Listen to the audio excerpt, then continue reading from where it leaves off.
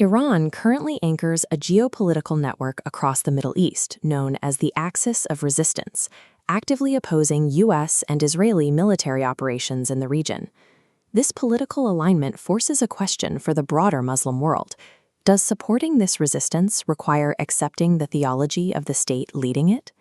Historically, analysts fall into two extreme camps when trying to answer this. The first relies on hyper-sectarianism. This approach weaponizes historical texts to fuel internal tensions, resulting in schism and frequently community violence. The second camp is the ecumenical apologist approach. Here, observers attempt to sweep profound theological disagreements under the rug, pretending both traditions are identical and leaving the community vulnerable to outside manipulation. This divide is often portrayed as a sudden theological rupture following the prophet's death. But a closer look at the historical record suggests that the origins of the modern schism are found much later. Decades of compounding political grief and trauma were reverse-engineered by later generations. They rewrote the early history of the community to fit a predetermined, exclusive theological narrative. To navigate modern political solidarity today, we have to precisely define where those historical boundaries were actually drawn. The foundational narrative of the sectarian divide centers on Ali, specifically the fact that he waited 6 months to offer his oath of allegiance to the first caliph, Abu Bakr.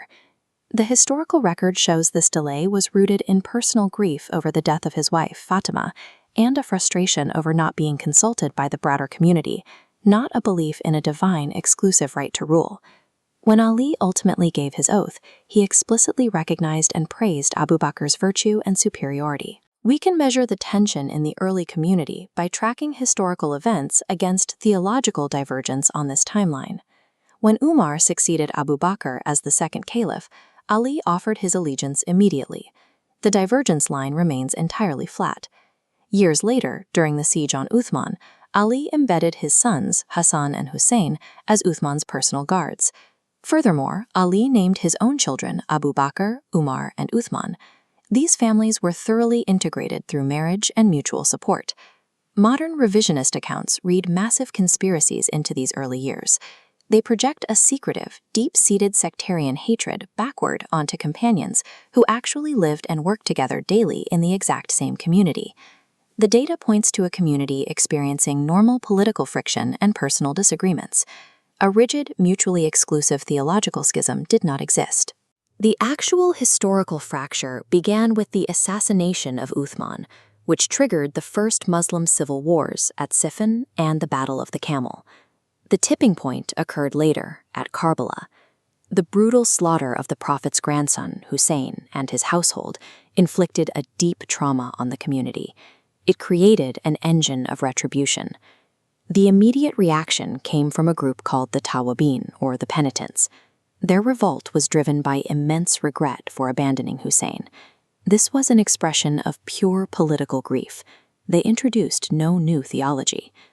Next came al-Mukhtar's rebellion. He successfully hunted down the military commanders responsible for Karbala, but he actively exploited the Prophet's lineage to manufacture political legitimacy for his own campaign. Mukhtar began incorporating physical relics into his battles. The community's pure political grief was beginning to experience a very real ideological drift. This ideological drift solidified with the Kaisanites, marking the emergence of the first true proto-Shia sect.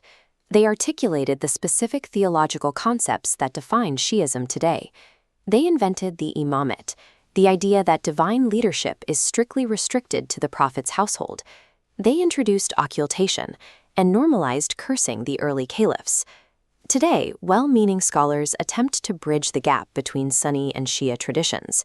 These ecumenical projects consistently fail because they ignore the foundational textual rupture between the two groups. Prominent scholars like Yusuf el-Qaradawi spent decades trying to build these bridges.